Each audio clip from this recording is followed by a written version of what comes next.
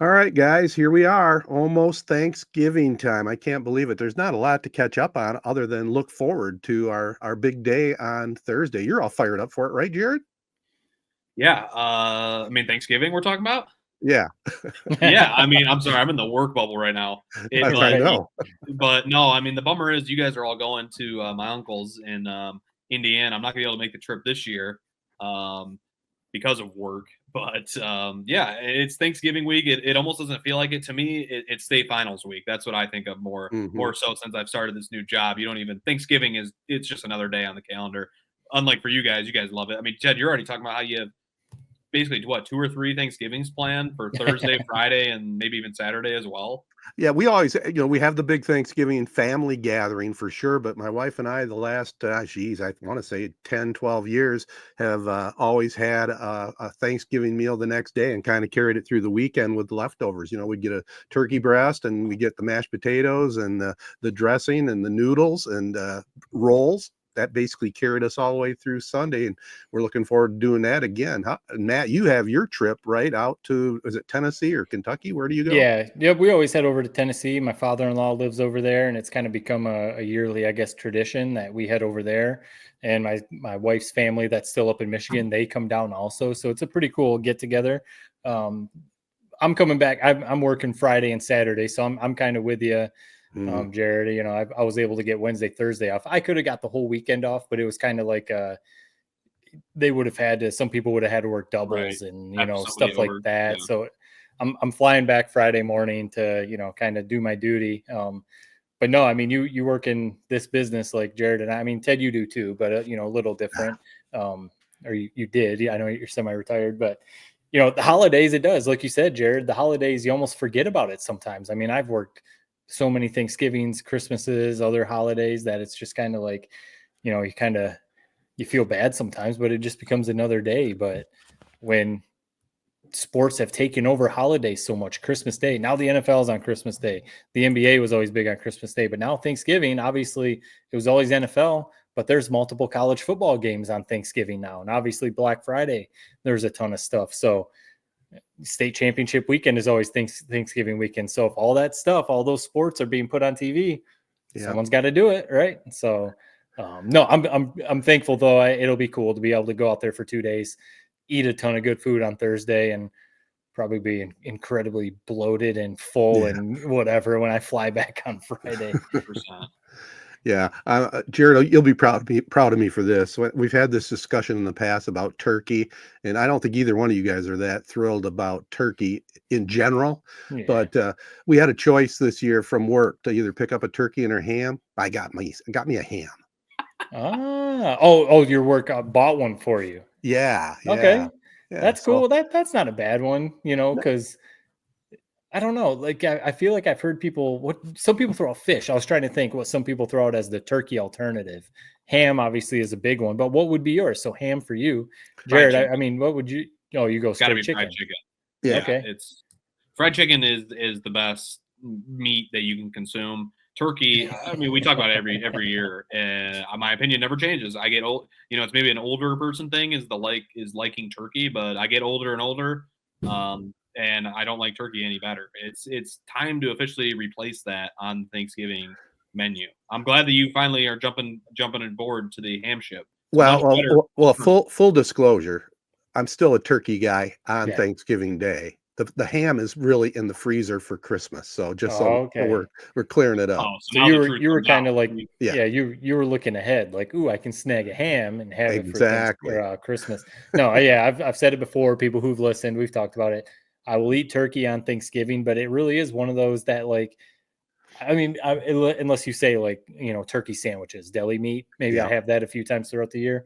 But otherwise, we don't like buy a big old turkey and make it any other time throughout the year. My wife's making green bean casserole for her work potluck on Tuesday, and that's another dish we've talked about. Like probably no other time throughout the year, maybe Christmas, but do we have green bean casserole? And I know Ted, you hate it, so you never have it, but just one of those things. There's all these dishes that you have on these big holidays that Cranberries. When else do you eat cranberries? right. It's just kind of funny. My wife made another thing. Now these I would have any time. Buckeyes, the little like dessert treat, the Right. peanut butter balls dipped in Oh yeah. chocolate. Oh yeah.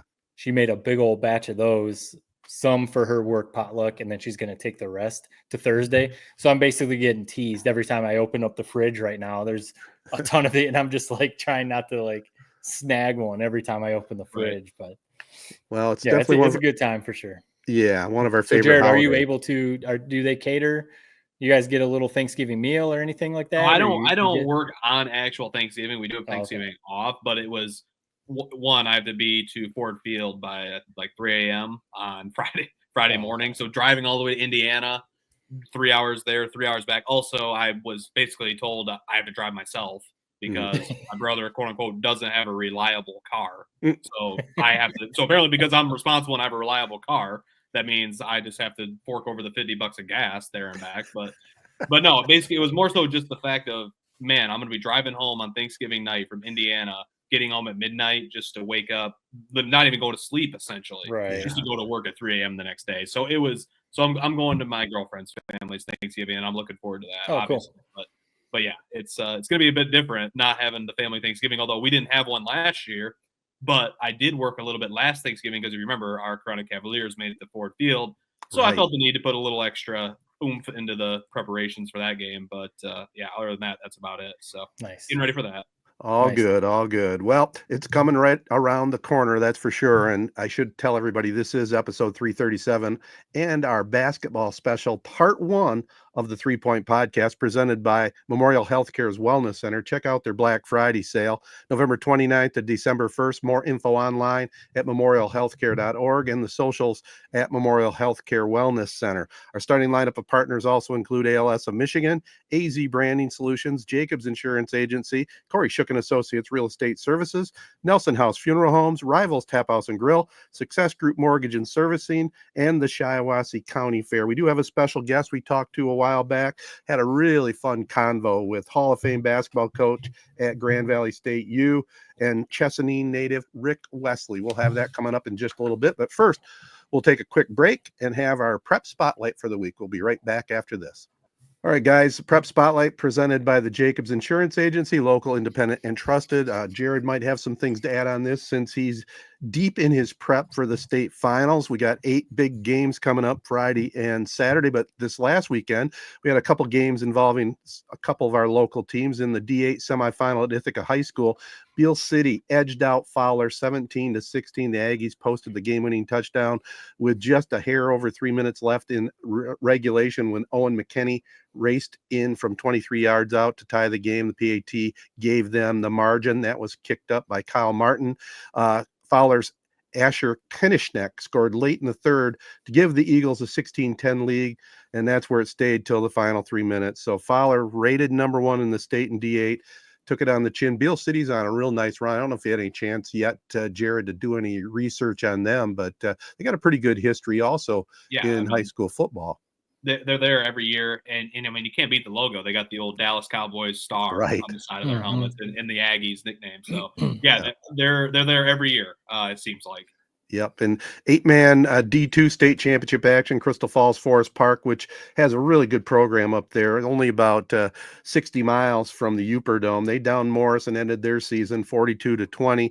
Crystal Falls Forest Park outscored the Orioles 21-0 in the second quarter while extending their lead at half to 28-0. And then with Morris with no quarterback and just a running attack, just didn't have enough to come back into it. They did have 100 yards by Joel Fisher, and Wyatt Cartier had 95 rushing and a TD. Fisher also had an 85-yard punt return, but Kendall Crockett, his crew has nothing to be hanging their heads about. A nice run once again, and had to take that 400-mile trip all the way up to Marquette to basically take on a home team. But another nice season for the Orioles, and they got a lot of talent coming back. I know, yeah. Coach Crockett told us that only 3 seniors, like you said, on this year's team on your post that you did, and yeah. So smaller school. I know not a big enrollment, but they will have a lot of guys back, and their quarterback will be back. I know, which is big. Hopefully, getting better from that injury he had. But yeah, it's quite the trip up there to just be driving home with a loss, but still an awesome season. So looking at the state finals, guys, I mean, in Division I, you got Hudsonville and Detroit Cass Tech. Any early thoughts on that one, Jared? Yeah, just as surprising that Cass Tech ended up making it this year. I mean, if you remember week number 1, they had a great crossover game against Rockford. I think they lost, I want to say by 3 or 4 scores that opening day. And so they just kind of went back to work. I mean, here's the thing. These Detroit schools, they're hardened through their regular season, and usually in their district is tough as well. So if they make it out of their district, once they get to semis and you start playing some of these West Side schools, I know they beat Detroit Catholic Central, which I think was a little bit of an upset. But yeah, that's a fun Division I game. I mean, really a couple of the teams that I'm excited to watch this year is one, Frankenmuth. I think they've been to 4 or 5 consecutive semifinals. They've been to the state finals twice, lost to Gladwin on a heartbreaker, 10-7 a couple years ago. Finally got over the Grand Rapids Catholic Central hump, won that. So I think Frankenmuth, the time is now to win a state title for them. Goodrich, same thing. Been to Ford Field a couple times in the past, most notably, I think in 2022, they lost to West Catholic in kind of a drubbing. So be curious to see what Goodrich does as well in Division 4. And then who they're facing is Niles, who is a triple option school. 2, including Frankenmuth, that are going to be playing in the state finals this weekend. So I'm excited to see Frankenmuth, Niles, their offenses, and then to see if Goodrich's ground and pound can finally get them over the hump and get them a state title. It's interesting you brought up I'm sorry. It's interesting you brought up Frankenmuth because they're taking on Pontiac Notre Dame Prep, and they're the real deal. I think that's going to be a heck of a game. It should be. I really like Frankenmuth. Frankenmuth beat Goodrich earlier this year, and Goodrich is a D4 finalist. Right. Honestly, a good chance of winning the Division 4. So D5 year after year. I don't know, for whatever reason, we saw it with Corunna and Grand Rapids Catholic Central last year. Usually the toughest, a tough division that usually can punch up a division or two. Yeah, I know you called the Notre Dame Prep. You said that, 4 weeks ago? You said this team's a real deal. I mean, they've been blowing people out ever since the game that you called. So, and three Flint area teams? I know Millington's there too. Right. Yeah. That's their first trip to Ford Field, right? So, I feel like Millington. That was kind of surprising to me. I figured at some point they had made at least 1 or 2 state final appearances, but I saw that this is their first trip to the state finals. Yeah, I think. Yeah, and I'm with you. It does seem like a school, like something about Millington Division 7. It's like, oh, they should be there. Like they're there every year. It's like, no, they've never been. I thought the same thing. Yeah, that'll be fun to watch on the network there, FanDuel Sports Network, right, Jared? Yep. I got to get used to that still, guys. And then the other one I'm looking at. At least it's back to FSD, kind of like Fox Sports Detroit. I mean, I know you can't say that around the office, probably, Jared. But it's kind of if you cut out the dual, it's kind of FSD. But anyway, go ahead. No, I was just going to say the other interesting matchup. We talked about this team, Lansing Catholic, taking on Lumen Christi in Division 6. That should be fun to watch as well. Yeah, that's an ultimate clash of styles. I mean, Lumen Christi, I think, is Cadale Williams, going at Central Michigan commit. Guy runs like the wind. I think he's got over 2,000 yards this year rushing. He had a hell of a game last year in the state finals. I want to say close to 300 yards rushing. And then LCC, we know them. I mean, you saw it with Chesaning in the Ovid-Elsie game. They air it out. They spread you out. Pretty much a West Coast college football style offense. So that, to me, I don't know what to feel about that game. I could see that being a blowout. I could see that being a game that goes either way. Right. I think it's going to entirely depend on what team shows up for each side. Alex Fernandez, the Lansing quarterback, having a really good year. All right. He's got a fascinating story where I believe he was benched as a sophomore. Had a little bit of a rough start, benched as a sophomore, kind of learned a couple lessons from that. And then he's been lighting it up. I think he's got like 3,500 total yards this year. Yeah. Pretty unbelievable looking at his stat line. Definitely lighting it up for sure. All right, guys, that's kind of our preview of the weekend, Friday and Saturday, right after Thanksgiving. Again, this has been the Prep Spotlight presented by the Jacobs Insurance Agency. So we're going to have our interview with Ric Wesley coming up next here on 3 Point Podcast. All right, we are now joined by a very special guest, Ric Wesley, formerly of Grand Valley State University. He's a coach there for 18 years. I mean, 5-time GLIAC champion, numerous other accolades, couple of Elite Eight appearances. But most importantly to our podcast, it's a very cool connection. You're actually from Chesaning. So first off, welcome, Coach. And secondly, can you maybe walk us through your kind of coaching journey, how you ended up from a native from Chesaning all the way to Grand Valley and spent 18 years there as a coach? Yeah, happy to. First of all, super excited to be with you guys. I followed you a little bit, and man, I feel like you're my homeboys down the road there. Yeah, in Corunna, so many great memories of Corunna growing up in that area. I think my senior year, the McDonald's opened up over there, and that was the that was the big Friday night trip to get a hamburger over there.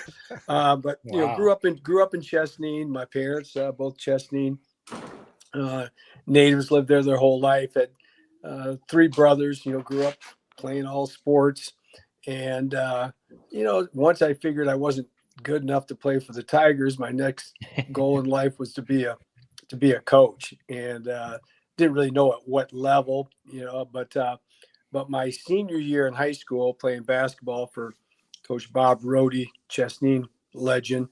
I remember toward the end of the season, he said to me one day, he said, you know, he asked me if I planned to try to play in college, and you know, I wasn't really sure, but he said, I know you want to coach, and he said, if you decide to go to Central Michigan, I know the coaches up there, and a lot of times they involve students in their program. That would be a good opportunity.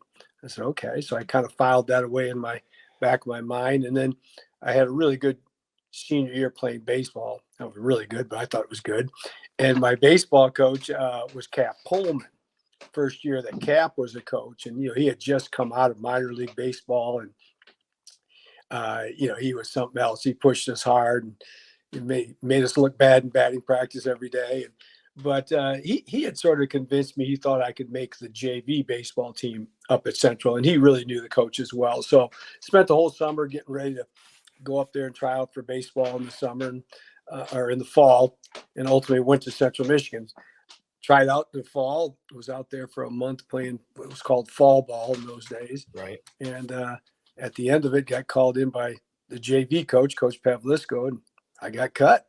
And so I met my match, and then sulked about it for a little bit. But then the next day, I marched my way over to the basketball office and volunteered to be a student assistant.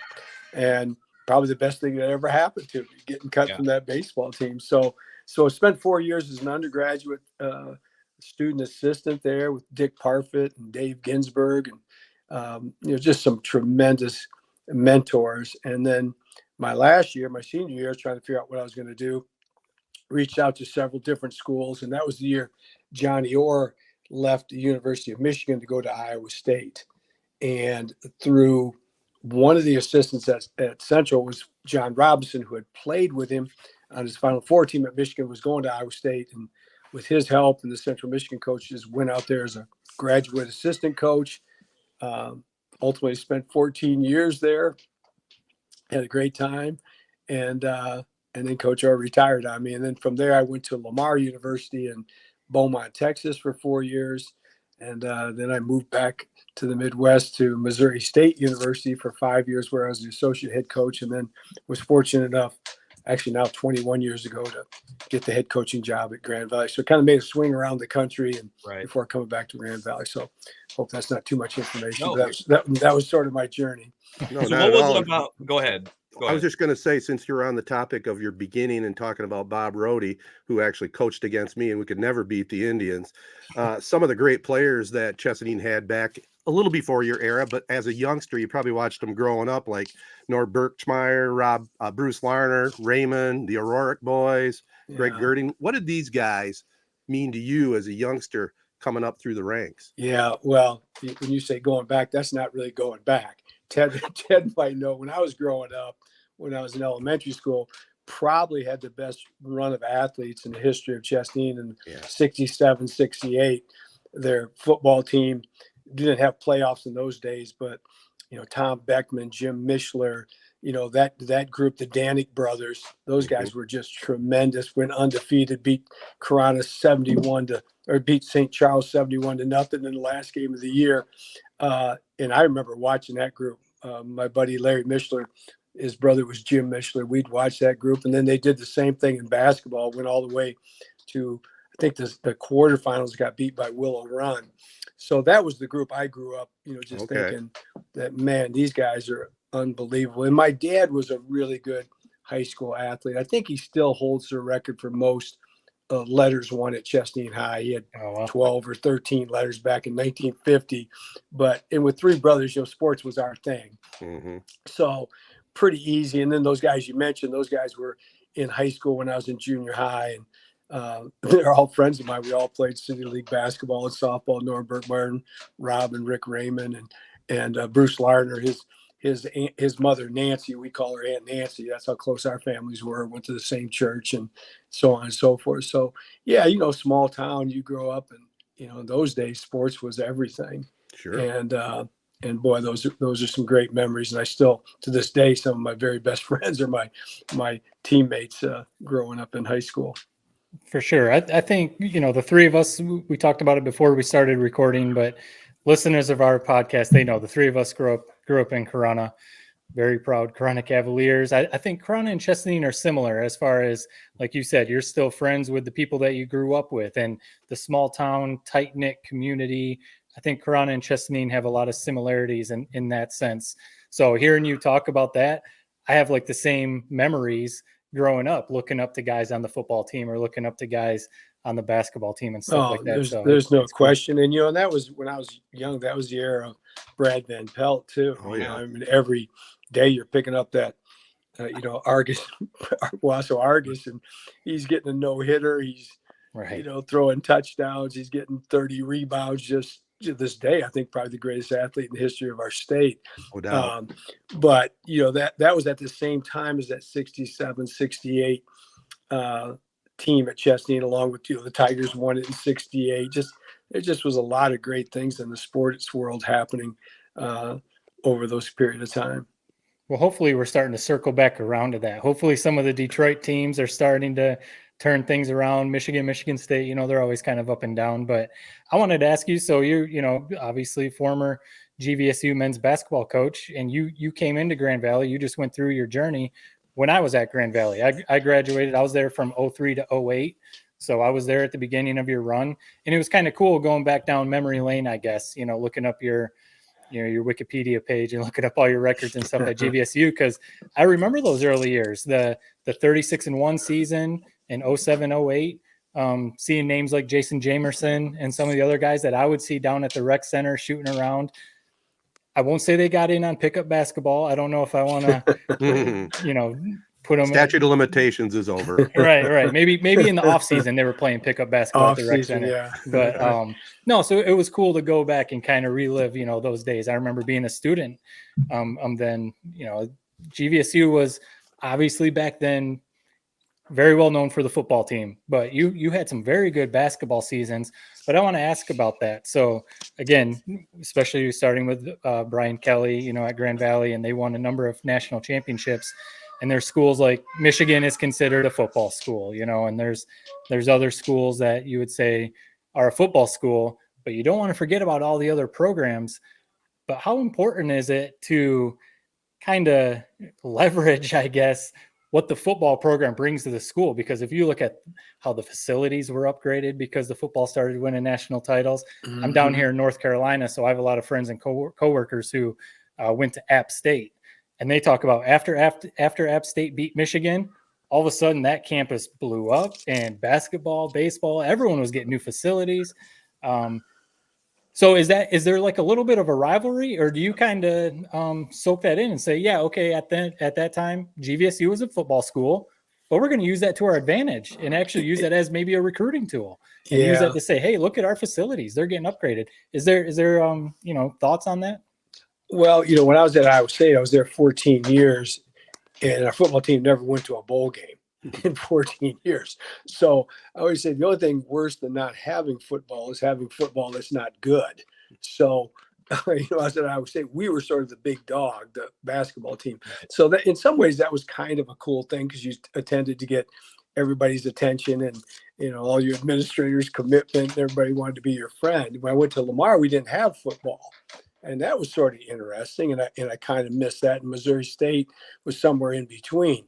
But to come to Grand Valley, and actually one of the reasons I was interested in about that time was when Ryan Brady stepped in toward the end of the year as a quarterback. And I'm out there in Missouri, and my mother's always sending me articles about everything that happened in Chesaning. And I remember her sending me those articles.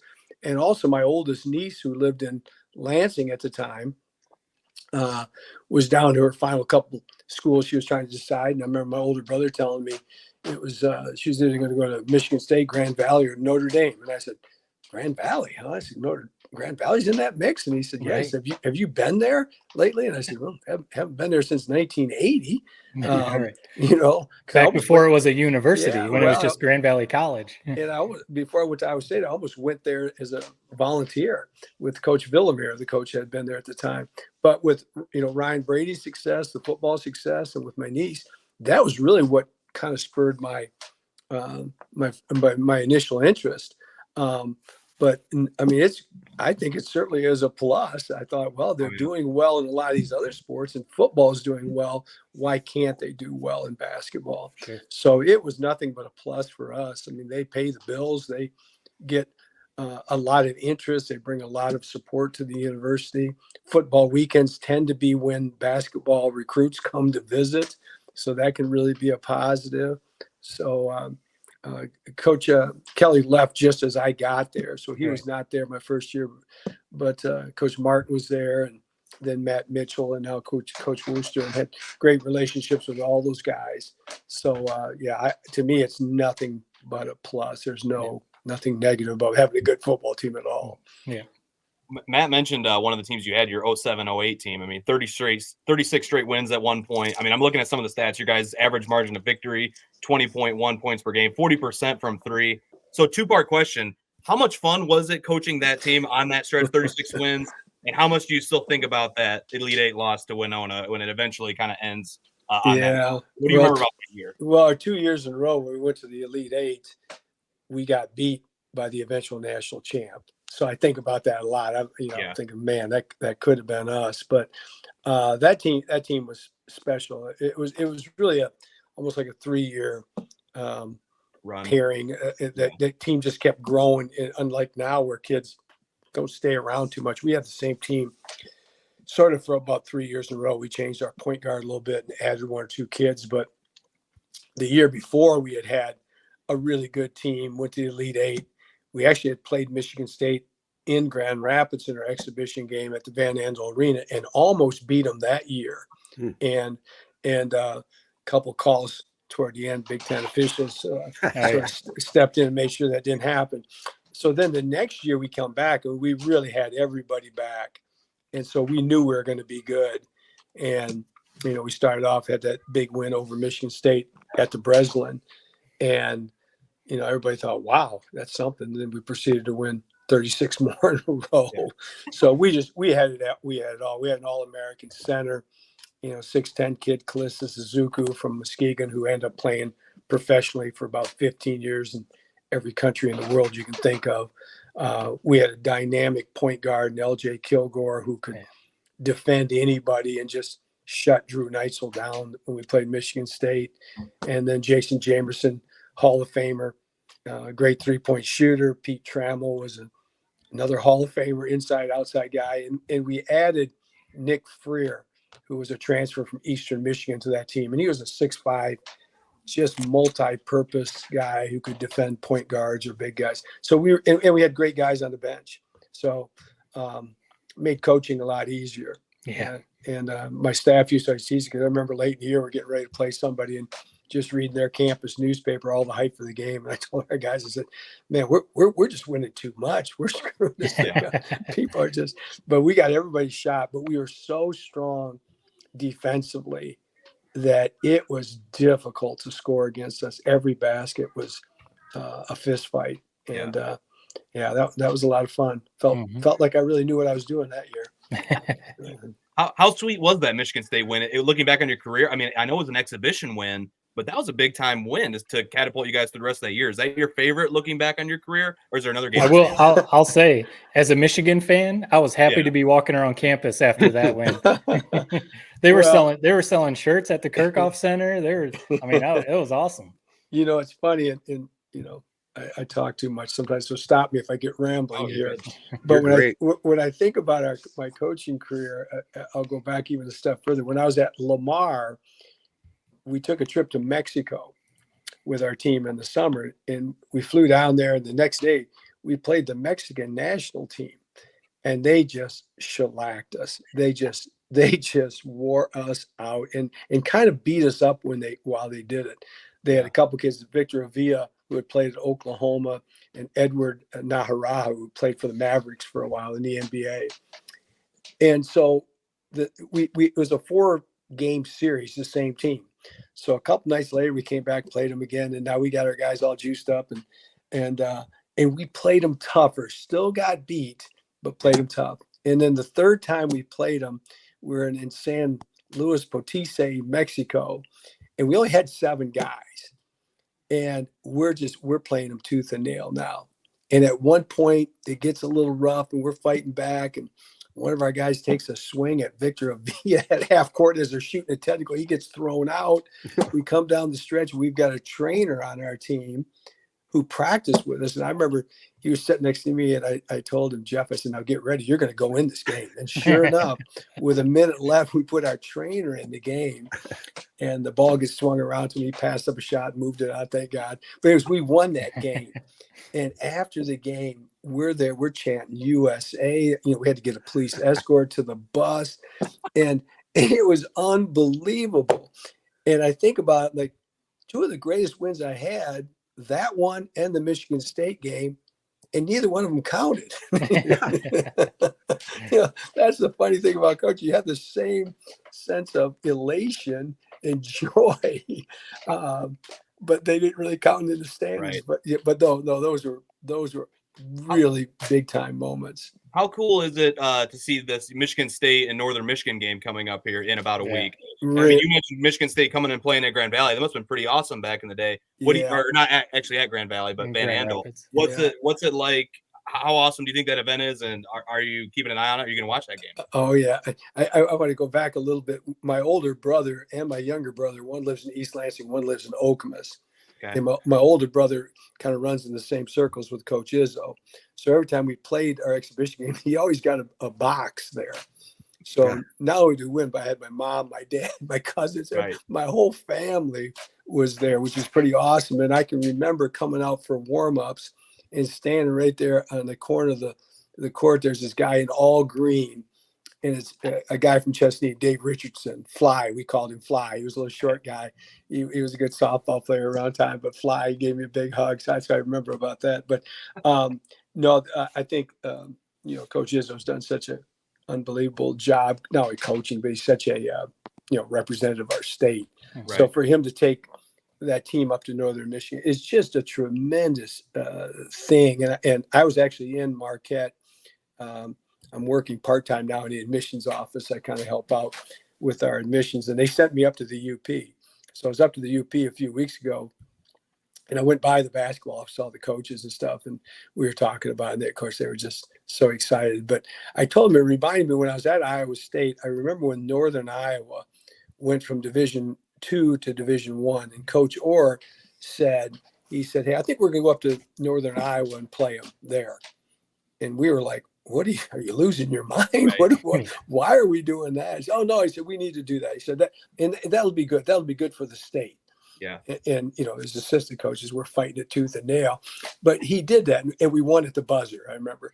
But once we did that, then that put pressure on Iowa to play Northern Iowa. Right. And then the next thing you know, out there, you have Drake, Northern Iowa, Iowa State. You have the mythical state championship, they call it. And it really was a great thing for basketball in the state of Iowa. And that's when you started seeing more good players come along in the state of Iowa. Up until that time, there hadn't been that many good players. And now, looking back on it, the Fred Hoibergs and the Kyle Corvers and the Horners and Collison, Nick Collison. I mean, there's been a lot of great players. So I was telling the guys in the UP, and I don't know that it's going to change UP basketball, but it is a great thing for our state and for high school basketball players to see that. And at a time we're losing a lot of our good players are going to prep schools and stuff like that. So I really hats off to Coach Izzo for doing that. And I think it'll be an awesome event. Oh, it will be awesome. And, his number 10 also retired up there now, his basketball number. Question just came to my mind since you brought up his name. Seems like he's kind of been underrated when there's conversations about great college basketball coaches. But Johnny Orr was a great coach. Tell us a little bit about what it was like coaching with him. Yeah, just a character. just to carry. They don't make them like that anymore. When he retired from Iowa State, he was the all-time winningest coach in the history of Iowa State and the University of Michigan. Now, Right. Coach Beeline ultimately broke his record there, but just, an old school son of a coal miner, from Southern Illinois, Right. and just a character, as an assistant coach. The other assistant and I, we used to always say, we called him O. I said, if O was your assistant coach, you'd have to fire him, because you felt like as an assistant, you're always trying to keep him in line, so to speak. And I used to say he was a little bit like a Ronald Reagan figure. The world could be falling down around him, but nobody ever held him accountable because they just liked him so much. Yeah. And he just had that gift. He had a folksy way of talking, and he kept things simple. And he really loved life. He's such an eternal optimistic guy, and he really blossomed when he went to Iowa State. Mm-hmm. He talked about football. He did feel a little overshadowed by football at Michigan. Yeah, in the Bo years. He loved Don Canham. He loved Bo Schembechler. But he always felt like, football was kind of the king there.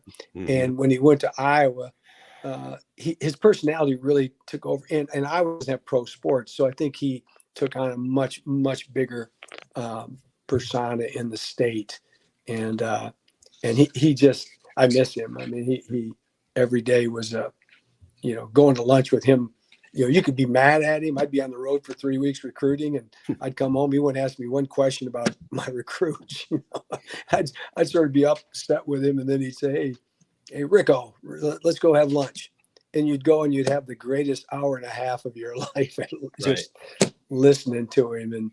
And he had, stories of playing against Bob Feller at Comiskey Park, and he guarded George Mikan in the Hippodome somewhere. He played in the NBA. He was like one of the top draft picks in the NBA in 1947, I think it was. He had very much a kind of a Forrest Gump kind of a life, if you will, and never forgot where he came from. And like I say, people you don't see that much anymore. Coaches are much more guarded now in how they handle themselves. It's definitely maybe a little bit of a changing of the guard type of thing with, we talk about Tom Izzo. Ted is definitely our resident Tom Izzo fan on this podcast. We're all Michigan fans, but he always says he is a Michigan State basketball fan, especially Tom Izzo. But it does seem like him and a few other guys, when they do decide to step aside, might be like the last of that old school generation. There's still some other guys that kind of still coach that way. Yeah, but, I don't know. There's many. It's changing. It's changing. I think it's already Tom's the last. Yeah, I think so too. My son, actually, Tom and I were pretty good friends because Coach Orr and Judd Heathcote were such good friends. So we really started our coaching career at the same time, and Judd and Coach Orr were always together, and so Tom and I got to be friends, and he was good enough when my son graduated from Grand Valley. My son was a graduate assistant coach with him for 2 years at Michigan State there during Draymond's years. So so I've seen up close and how that program's run, how he coaches, and I mean he's a tough guy. He's a Youper, and there's not many people that can coach the way he coached. He really pushes those guys. It takes a certain kind of kid to respond to that. But now he's got so much cachet and so much support and stuff. He's got himself established that we should all enjoy his however many years he's got left. He's got to get that second title, right? It seems like once he gets that second national title, that might be like all right, I've got it now. Yeah. I feel like people say guys like Nate Oates, Coach Calipari is kind of old school. Bruce Pearl is a little old school, but even some of those guys, Eric Musselman is a little bit. Yeah, those guys are all kind of in a little bit different category. I would say they're for sure. They're more NIL guys. They're smooth talkers and Coach Cal especially. Yeah. Coach Cal's, he was at Kansas when I was at Iowa State, so I've known him a long time. And Coach Orr kind of helped him get his first job at UMass, because Coach Orr actually had been the head coach at UMass at one time before he came back to U of M. But yeah, there's a lot of different ways to do it. But Tom is, he's a tough guy.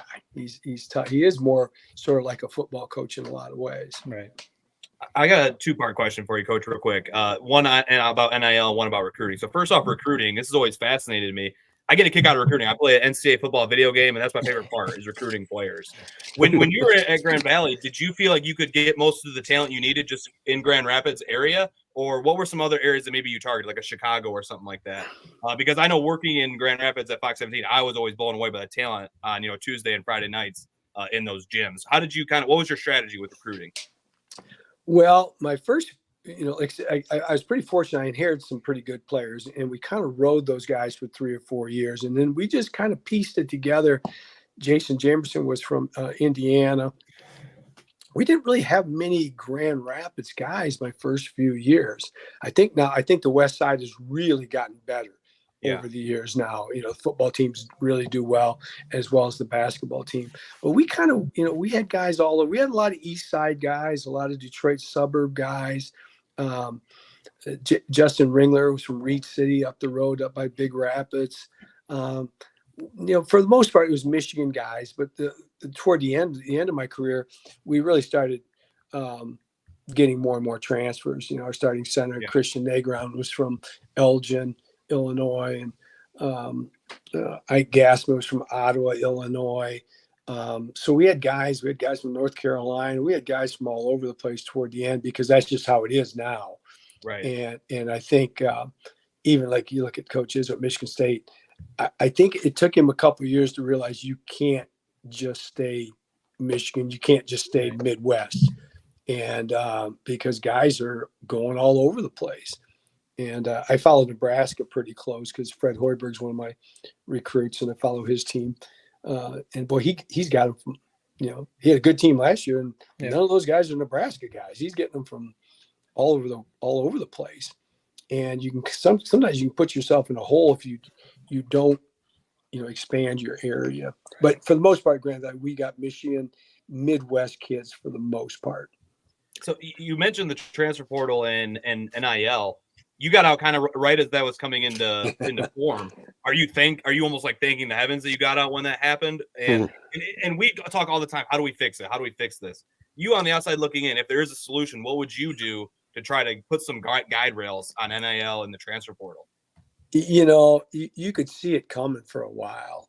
I mean, it's been coming. They first started out with, giving them a stipend, and then that wasn't enough. And then, then we went to this formula, and it just the friends I talk to in the business, they're all kind of miserable in a weird kind of way.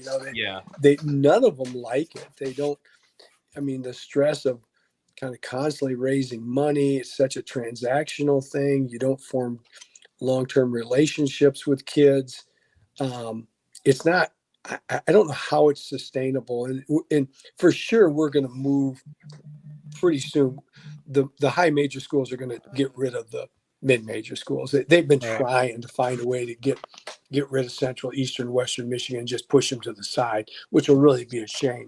But I thought for a long time that we need to really move more toward like a European model, where instead of the Michigan State University basketball team, we have the Michigan State basketball club, so to speak. Right. And then just do it like the pros. Come up with a salary cap. Maybe it's $1 million at that level, and you can do whatever you want. And give Ted, he's a great player. I'll give him a full scholarship or plus right on 100,000. And you other guys are young and developing. I'll give you, give you 50,000, and then you can do whatever you want with that. If you want to take classes, fine. If you don't want to take classes, that's fine too. Right. But I think that's the way to go. I mean, I don't know, when was the last time at the highest levels did anybody ever get ineligible? That doesn't even happen anymore. Right. So that just tells you it's all, I'm not gonna say it's wired in, but it's sort of It's a big business. Everybody's in it together. And it just would make more sense to me. Put a salary cap on, just forget the whole academic piece of it. Right. You know, there's having eligibility rules and all that. If a kid wants to take advantage of his time there, great, let him. If a kid wants to just take a finance class or, something that's going to help him manage his money better when he becomes professional, that's fine too. But it seems like we're all sort of living a lie at this point. The idea that this is amateur sports. I mean, the lifestyle that they're leading at Michigan State, Michigan at that level, it's a fantasy world. It's crazy. Yeah, we've floated out the idea of having almost like a basketball major or a football major, or just, you could just say a sports major where, you learn finance, maybe you learn speaking to the media, public speaking, just health, maybe like health and wellness, stuff like that. Like tailor a degree around being a professional athlete. If that's what some of these people want to do. Maybe at some point it's going to go that way, but it seems a little messy right now. I feel like it's really messy, and it's sad because some of the kids, can handle it no matter what happens. Right. But there's a lot of those kids, especially in men's basketball, where from junior high on, they're just so idolized. They have people around them. They're trying to live off of them, so on and so forth. And then ultimately, when you get to that level and you're living that fantasy existence for 2 or 3 years, and then all of a sudden you don't make that next step, right? They're lost. Like, what happened? Right. And it's a cold, cruel reality that the fans move on to the next guy. Yeah. And I don't know what all happened with. I won't mention names, but you see that from time to time with guys, and then nobody really talks about that. But it's really a shame. You can blame it on them. Well, they didn't take advantage of the resources, but they weren't ready to. Right. It wasn't set up for that. I have one final question for you, Coach, and this has been a real pleasure for me because rarely do we get a guest that's somewhat close to my age, so I really appreciate it. And along that vein, so finally, somebody with some wisdom comes. Exactly. You should join us more often to help me keep these two in line. People told me I need to do a podcast. I said, well, I just don't know how to do it. I'd like to be the talent, but I have no operational skills. That's me right there. I'm trying to retire, but I just can't quite do it. I can't do it. Hard. I have to have something to do. And you're in the same boat, I know. Yeah. But when you look back on your coaching career, and this is kind of a generic question, but it's really one I want to know an answer to. What do you miss most of coaching? I miss the relationships. With the players and the staff, the staffs, you get so close. You're together all the time, and you're traveling, you're recruiting. There's really nothing like it. I love passionate people. And, I used to take my team to Art Prize here in Grand Rapids. If you've ever been to it, it's a big festival we have. Mm-hmm. And I always try to make a point to them. I said, I want you to go and look at this stuff because I want you to understand passion. I said, passion is a beautiful thing. And I love music. I love art. And I see it in those fields. And I said, I love basketball, but I don't watch every game because some games are awful. If it's not played with a level of passion, I don't really find it enjoyable. So, see this, appreciate it. And for the most part, guys in college, they're just really passionate about their sport as well as the people you're working with. And, I'm working over on campus now, and, people are great, but it's a different thing. Pete Rose passed away recently, and you follow all that stuff. And like, man, there was a guy, he was driven. And now he had some faults. He has a few issues, but it's a beautiful thing, that drive. And so I miss those relationships with the guys. And I saw a thing on this fall too with Bob Uecker, and he was talking about how great it was. The guys allowed him in the locker room, and he still was one of the guys. And that feeling you get being part of a team. I'm a team guy. My high school teammates, Larry Mishler, Steve Weigel, and Tony Polasic, those guys are still my buddies, Sure. And so I missed that. When out in the real world, you don't have Right. You don't have teammates like that, in those kind of relationships. So I guess that's what I miss. One last question for me, Coach, and we'll let you go. Thanks again for doing this. It's Yeah. been fun. awesome. You mentioned your baseball ties at the start, and pre-show we were talking a little bit about the Detroit Tigers. What is it like watching a team like that it's just 100% bought in, listening to their coach? They love playing with each other. What's it been like watching them as a former coach? I mean, it's got to be a blessing to coach those guys, I would think. And then secondly, how do you see them finishing out the season? What's your prediction going forward? Well, 68 Tigers were the best team. That was my team. I'm a My team too. I'm a Bill Freehand guy, and I've even rooted for Ray Euler. You could see with the Tigers, you could see it happening, and I don't have anything against Javi Baez. God bless him. He had his struggles. Yeah, but even when he went on the DL, even that was a big thing because that was a weight on everybody. Right. His personal struggles. I mean, you can't, as a teammate, you can't help but feel that. So just that in itself, him kind of, moving to the side, opened an avenue for a vibe, a feeling, a sense to come into that clubhouse. And then of course, you got guys back from injuries. Green and Carpenter, those guys were hurt for a lot.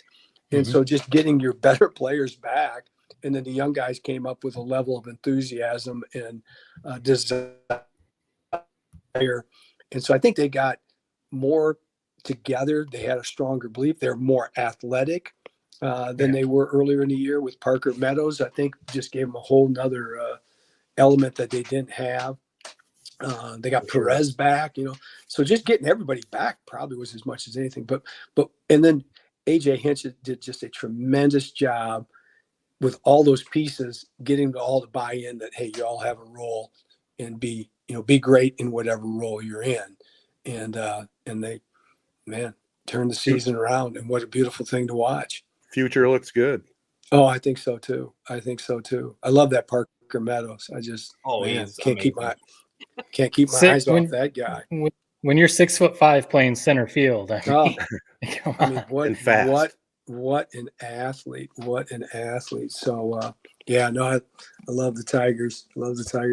Love all our Detroit teams. I always get mad at guys that they root for teams outside their areas. No, you're born into it. You can't make a choice. You can't be a LeBron fan living in Michigan, right? Right. I don't go for that. But all right. Anyways. All right. Well, thank you again for your time, Coach. Really appreciate it. I know you're on Twitter, so we can keep an eye on your thoughts there. Is there anywhere else we should kind of keep in touch with you at? Well, I'd love to be on again. I just look at my little note here. I wrote down Tony Spinola, Steve Anise, Coach Moffitt, Ray Lawcock, and Jeff Golombisky, but those are some of the names. Right in my era. Those are my boys. Jeff Golombisky, my dentist growing up. Was he really? Boy, also a really good football player too. Really good football player. He's a stud. As was Ray Lawcock. He was about 20 years old, I think, when he was in high school. He was a little older, but Steve Anise and I grew up together, and actually we're at Central at the same time. Yeah. And so I got a lot more Corona stories. Oh, we'll definitely catch up on that. We talk about a lot. So obviously high school football is a big topic during the fall on our podcast. And we always talk about the old MMB days. We love the rivalries of Corona versus Owasso, Corona versus Durand, Corona versus Ovid-Elsie, Corona versus Chesaning, of course. I mean, Jared, things had changed by the time Jared started playing, but I was kind of at the end of the era where that was still, we played Chesaning every year, Durand, Ovid-Elsie. Oh yeah. And there was nothing like it. There was nothing like it. We loved going up to Chesaning and playing, and obviously Durand and all those other schools. Owasso, of course. You mentioned Ovid-Elsie. Jack Nutter was the baseball coach there for years. And I remember playing summer ball out in Marion Springs. And he came up to bat. He hit the farthest ball I've ever seen in my life. He was really a good player as well as a coach. But I was a young kid just getting out of high school, and I looked at this old guy who was a coach, like, oh my God, I didn't know he could do that. That was impressive. But so I'd love to be on with you anytime. So, good deal. Good luck with your podcast. Go Indians. Oh yeah. All right. All right. Thanks, Coach. We'll All talk right, to you down the road. Have a good evening. Take care. You too. All right, guys, great stuff there with the coach. That was a lot of fun talking with him for sure. And good job lining him up, Jared. kudos to he's. you. I remembered him when I was writing for the student newspaper in Grand Valley. I had the dumbest questions for him, but he always answered them like a true pro, like I was actually a good reporter. So I always appreciated that, and I knew that he would be down to come on the interview. I mean, 45 minutes later, just an awesome guy. Yeah, he a lot. You could tell he had some fun with us as well. Well, we're recording this on Sunday night. Let's just briefly talk a little bit about another Lions win, 24-6 over the Colts. I think the Lions, right, they're undefeated, obviously, on the road this year. They really have turned it around. If you watch Dan Campbell's post-game talk to the team, I think they're like 16-5 on the road since they had all those struggles a few years ago. Just an amazing turnaround. Again, Goff, a real solid game. Gibbs, solid game. Just full team effort again today. It was kind of a workmanlike performance, but they'll take it. The only concerning thing to me is they're getting more banged up than we really want to see, and they got the real short turnaround this week as well. I know that's probably the biggest storyline coming out of this game. I mean, anytime you get a win in the NFL, that's a good thing, especially on the road, and the Colts are actually pretty good. They're hovering around, maybe making the playoffs in the AFC. So, they're a pretty good team. So that's a solid win, but right. I mean, the Lions did just enough to win. I mean, they've only given up the big thing. We used to kind of rip on Aaron Glenn a little bit for his defense. I mean, last year, rightfully so. The defense was not very good last year, and Aaron Glenn was kind of on the hot seat. I mean, even with the injuries, they've sure turned it around. I mean, they've only given up 12 points in the last 10 quarters, 4 field goals in the last 10 quarters in the NFL. That's pretty good. I mean, no matter who you're playing, and if you're playing the worst team in the NFL, it's still an NFL team, So that's impressive. The defense has been good, but what you said, I think could potentially be an issue is the injuries. I mean, we already know, obviously, Hutchinson basically gone for the year. Long shot to be back if they make the Super Bowl. Right. Anzalone, still out basically a month. Terrion Arnold didn't play today, but it doesn't seem like anything serious. I don't know if he's going to play on Thanksgiving. Carlton Davis went down today, but same thing. Like they said, maybe not long term, but with the short turnaround, I'd be surprised if he played on Thursday. I mean, it's just, a bunch of these little nagging injuries to a bunch of players that we kind of need, I mean, you can only do so much. I mean, they went out and got Zadarius Smith. You can't replace Hutchinson, but, kind of to plug in there. But you were at the point in the season where you got to just start playing dudes. And Vildor, the cornerback that stepped in for Arnold today, not bashing on the guy, but he got cooked. I mean, Jared, you said you didn't watch every single play, but he did not have a good game. So if Arnold is out and Carlton Davis is out and Vildor is the kind of the number one cornerback, that could be bad because, we play the Bears on Thanksgiving and they're not very good, but Caleb Williams can throw the ball. So that could present some problems. It should be an awesome game. I really think. Should be. I thought today was going to be an awesome game. I'll be honest. I thought it was going to be 35-33. Anthony Richardson lighting it up. J-Mo having a big day. So I'm kind of glad because I had the game on, but I was kind of typing away and doing whatever. It just seemed like a bore of a game, if I'm being honest. I don't know. It really seemed like a boring game, and it's crazy to say that as a Lions fan when we win a game, but it seemed like if there was a game to miss, that was it. It really seemed like kind of a dud. I agree with that. It was kind of a whole hummer, and the Lions right now, if they can get by the Bears, it's almost like a bye week after that. I mean, they have a 10-day break, so they maybe can get healthy after the Bear game. No, they play on Thursday the following week. Oh, so, do they? I guess I got to look at my schedule. Then a 10-day break. Yeah, you're good. I mean, they play back to back because I wanted to look at that too because I was like, oh, well, if sit a couple of these guys out on Thanksgiving and then they kind of get like a 10-day break. Nope, they play the Packers on Thursday Night Football following Thanksgiving. So, but then after that, then they kind of get a little bit of a 10-day, I guess, if you want to call it layoff. So, no, I mean, I think that's the biggest storyline right now with the Lions is health. I mean, David Montgomery even got banged up, but he was back on the sidelines in his pads. It looked like he probably could have come back in if they needed him to.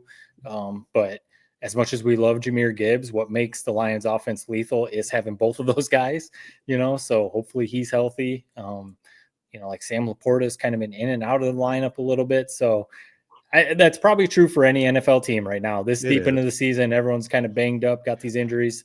It just feels like we had our big major injury with Hutchinson early in the year. So Right. hopefully, you know, all these other little injuries kind of work themselves out, because man, it would sure suck to derail this magical season. Well, they sure do have the mentality of next man up. I mean, it's a cliche, but it really works with them. I mean, Rodrigo, he got one of the game balls today. He had a really solid Yep. game filling in at linebacker today. 8 Yep. tackles, I think. So, and then Bates, how about that? You know, he's still perfect on the season, kicks a 56-yarder. I mean, even after the Jahmyr Gibbs, you know, touchdown, he got a penalty for taunting. Yeah.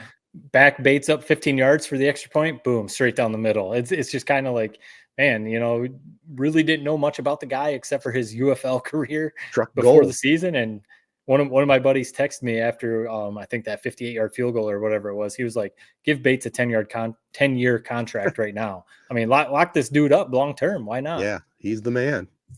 What did you guys make? Switching gears up just a hair. I mean, biggest Yeah. news of the week: Bryce Underwood coming Yeah. to Michigan. I mean, where's that? I thought that might find its way into the catch-up segment. I mean, here's I'll just give my quick 30-second rant on it. How much can we break down an 18-year-old? I don't know whether he's gonna be good or not. I really don't. But what this showed me is that Michigan and Sharon Moore, at least off the field, they got this thing figured out. We got billionaires donating. We're willing to pay to get these guys. I'm not sure whether it's going to work out or not, but I do know this. I'm going to be watching week 1 next year, and it's everybody in the entire country is going to be watching. And I'm glad that we get to find out whether or not Bryce Underwood is the next Mahomes or whatever you want to call him.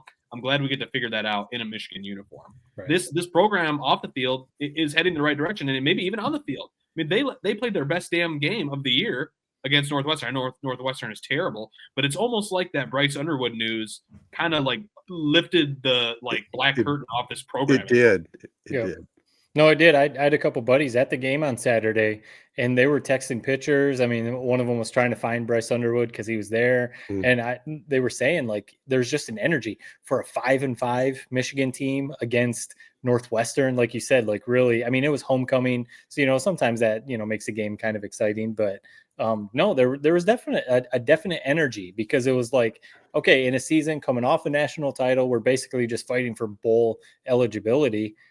And we land literally the number 1 recruit, not just the number 1 recruit in Michigan, the number 1 recruit in the country. Since recruiting rankings became a thing, I think it was the number 6 overall quarterback ever, behind guys like Quinn Ewers and Trevor Lawrence and Bryce Young and Justin Fields. I mean, these are dudes that were like ranked the highest. Bryce Underwood's right there. So, right, Jared, you said it best. We have no idea how this kid's career is going to play out, and putting the expectations on him to like win multiple national titles and Heisman trophies is probably unfair. At the minimum, it shows that Michigan is willing to play the game, basically, because for the longest time, Harbaugh wasn't, he was always willing to pay the players, but it didn't feel like Harbaugh was ever going to do something like this. Right. Pay a kid $10 million, $11 million to come to Michigan. Maybe he would have, I don't know, but at least it shows that we're playing, because I mean, this is what you got to do nowadays. You still got to pick up the recruits. You still got to get the walk on, the role players, the guys to build your program. But if you got the number 1 recruit in your backyard playing in Detroit, I mean, you got to shell out money for him. You just have to. So, and like you said, at minimum, the excitement for the program and everything like that. Yeah, I love it. What do you make of it, Ted? I mean, got to be kind of bizarre knowing your whole lifetime you've been watching, student athletes in quotes. Yeah. Get paid $10 million. I don't know the full details. I imagine it's spread out over a few years, but I think pretty it's surreal to see that headline. Yeah, it's crazy. But I will say this, when they made the move to the NIL and let it get completely out of control, it's not what it was meant to be at the beginning. Right. Now Michigan did step up, and they're playing by the rules of the West, if you will. I mean, they shelled out the money. I don't know how much longer this is going to go on, this freelancing of the money and just basically paying these players to play college football, that kind of money. But yeah, I'm all for it. When they get the number 1 recruit the entire country, that's amazing. Coming to Michigan. Yeah, high expectations, but it definitely put some juice in their steps for sure. It felt like old times, though, to tell you the truth. I'm an old guy, as you know. Year in, year out, Michigan used to always pound Northwestern, and it's evened up a little bit the last few years, other than, of course, with the Harbaugh years. But yeah, it did feel like old times and a big win. Is it Is it smoke and mirrors though, or do you think they'll No, go in and go into Columbus and maybe pull one out? I've been saying all year, even before they look great this week, they are going to give Ohio State all they can handle. I honestly mean that. I would be shocked if they get blitzed. It could happen. Ohio State's pretty damn good and maybe a little bit more battle tested, but I really think Michigan's going to play inspired. I think they've been planning for this game for 3 weeks. I think the defensive line is going to play inspired like we saw them play against Indiana. I really think they're going to be the difference maker in the game. They're going to give Ohio State all sorts of fits up front. It's a bummer Will Johnson isn't playing. I mean, I get it. I think we all kind of somewhat expected that. But I really think if it's a close game going into the fourth quarter, that it's almost going to turn into an advantage that we're at Ohio State. They're going to get frustrated quick. The fans, if they don't bludgeon us, they're going to get frustrated. So if you just keep it close and the tension keeps rising in the horseshoe, like it's only going to play into Michigan's favor. So I'm excited to watch that. I'm not really going to be able to watch it, but I really think it's going to be a very fun game. What do you guys think? Yeah, I mean, Ohio State's offensive line has lost 2 of their starters throughout the year. Last week, they lost their starting center. They lost their starting left tackle earlier in the year. So, they're down a couple guys. Ohio State's the type of place. They got 5 stars all over the place. But, so their offensive line is still okay. But I think that's where Michigan can maybe have an advantage. If they can get after Will Howard, Ohio State's quarterback, sack him, pressure him, maybe force him into a turnover or two. And Davis Warren, I mean, again, yes, it was Northwestern. They're not very good, but it was nice to see the offense doing something. They came off the bye week. Maybe they kind of found something. Quick passes, like just make the reads easy for Davis Warren because he can hit the quick little passes. If you get him, going through progressions and getting out on the move, that's where, he struggles a bit. I thought he's been good since he got benched, really. Like, since he's come back, I've really thought he's played pretty solid. Yeah, I mean, if he doesn't turn the ball over, he has a pretty good day. So, I mean, that's basically what it is. You can't give Ohio State extra possessions. Look what happened to Indiana when they did. The block punt, the muff snap. I mean, they weren't ready for the moment. Where I think Michigan is battle tested to that point at least, and I think they can give them a good game. What's Vegas say? What's the odds? Good question, actually. Let me find that. I feel like last I saw it was something crazy like 23.5 or something like that. Really? I mean, Ohio State. If Ohio State can, 20.5 point favorite. I love Michigan. I love Michigan plus 20.5. Right. That'll probably move to 21 by game time. So yeah, I think Michigan will be within a touchdown or two. I mean, Ohio State is very good. If you put the same exact Michigan roster in a Michigan State uniform, I'd say Ohio State's going to win by 50. But it's the Michigan aspect of this. We lived it. You guys remember, it felt like you were playing against 15 guys when we played against Ohio State during that losing streak. That's how it has to feel somewhat for Ohio State. Not to that level, but something close to it. That's the one thing about your boy, Jared, your boy, Brady Hoke. Even in the years that the team wasn't very good, he had them ready to play Ohio State. So that's what, we'll see about Sharon Moore. Like, this is kind of a down year for Michigan, but, they say that they focus on Ohio State every day. What have you done to beat Ohio State today? They have all the Ohio State drill and all that kind of stuff. So it's like, all right, okay, you're, yes, on paper, probably overmatched. I mean, look at the Vegas spread, but can you get these guys up to play and at least be in the game?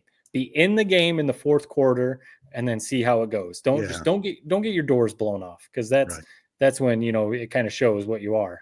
I did look at the weather forecast, and it's going to be kind of iffy. I know weather's coming in on Wednesday. It's going to be snowy and whatnot for Thanksgiving. I don't know if there's going to be carryover in Columbus. That could be a factor too. But I'm looking forward to it. Noon kickoff. You got to love that, right? Can't beat it. No. Would there be nothing better? I don't know. Maybe to tie this off real quick. I know we're starting to run long now, but I saw some people sharing. It's still just crazy. This long run, this run that Michigan had with some of these seniors like Donovan Edwards and some of these other guys. It just seems like they've been there forever. But I saw some people sharing last time Michigan was in the horseshoe, and they were sharing those long Donovan Edwards touchdown runs from 2 years ago. It almost just feels like that was a long time ago.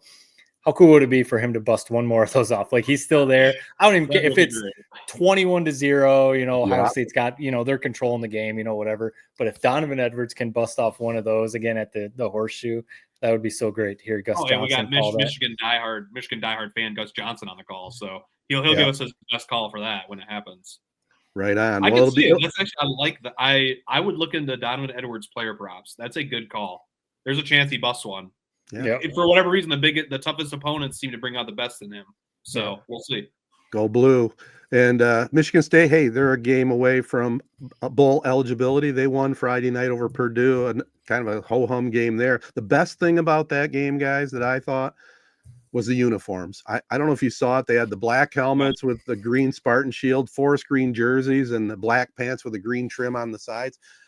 That's their best combination of all. Really? And I'm not a uniform guy. I really like it. They are there. You know what? It doesn't seem like a combo that would work. The dark Really? on dark. Yeah. But it did work. I Yeah. like them. I'm with you. You can't beat the all whites though. The green, the all white with the those the are green good. helmet, you can't beat those. With Yeah, the white they're fine. helmet too. I wish too. I mean, that's one thing you guys know. I'm not a Michigan State football fan, but I have always liked. They have some really great Oh, yeah. jersey combos. They always Nike always does them well with their jersey combos, except for the highlighter one, the one with the bright Yeah. highlighter. Yeah, That one can go away. Those are I wish ugly. I wish they would bring back the 90s, the Nick Saban, the bright green with the white S on it. That Ted, you probably remember. Yeah, If you look back on them, they're kind of ugly, but now they're also kind of cool. But Yeah. no, they always have good jersey combos. Well, they have Rutgers at MSU Spartan Stadium on Saturday, 3:30 games. I'm gonna Desmond Howard this. Why are we talking about these guys? Equal I'm just opportunity. messing. I know. It is. Their game against Purdue, actually, I'm not gonna lie. I love watching Michigan State play. I get a kick out of it when they're not good. When they're good, it's the last thing I want to watch.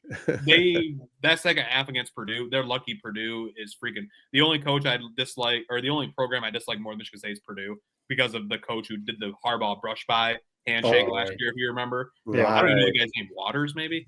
They're terrible. Wow, they're terrible. They are bad. But they outplayed Michigan State in the second half, but it just didn't matter. They're just so bad it didn't even matter. Right. Yeah.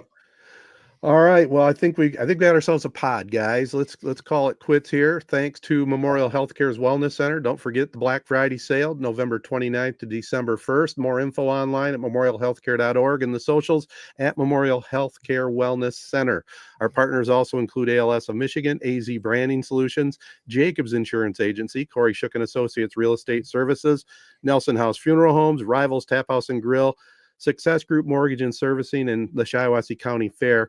I should just say right there, it is Thanksgiving coming up, and we can't thank our partners enough, right? I mean, just It's a fact. love them. That's for sure. Also want to say a big thanks out to Coach Ric Wesley for the conversation. It was good catching up with him. And our Z92.5 game of the week coming up, Hoops. December 6th, our first game of the year, Casey and Joe. It'll be Goodrich at Owasso. So it's right around the corner. Not much Right rest back at for it, the man. boys. It never ends. Never ends. Peace and love, everybody. Be kind. Happy Thanksgiving, and thanks for listening.